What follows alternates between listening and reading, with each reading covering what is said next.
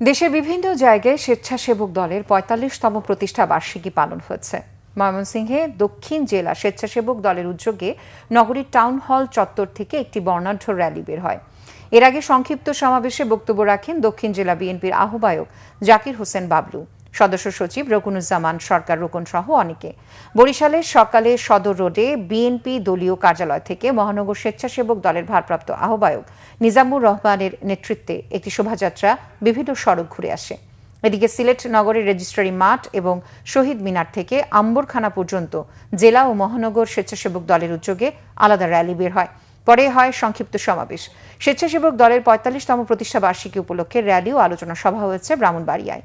ফেনীতেও একটি শোভাযাত্রা বের হয়ে জেলা ফেনী প্রেস ক্লাবের সামনে গিয়ে শেষ হয়। দিবসটি উপলক্ষে রংপুরে নগরীর দলীয় কার্যালয় থেকে একটি বর্ণাঢ্য র্যালি বের হয়। নগরীর প্রধান প্রধান সড়ক ঘুরে র্যালিটি স্থানীয় টাউন হল সাহিত্য মঞ্চে গিয়ে আলোচনা সভা করে। স্বেচ্ছাসেবক দলের ৪৫তম প্রতিষ্ঠা বার্ষিকী উপলক্ষে কুষ্টিয়া আলোচনা সভা ও বর্ণাঢ্য শোভাযাত্রা হয়েছে। গাইবান্ধা ও জামালপুরেও জেলা স্বেচ্ছাসেবক দল দলীয় কার্যালয় থেকে বর্ণাঢ্য আনন্দ র্যালি বের করে।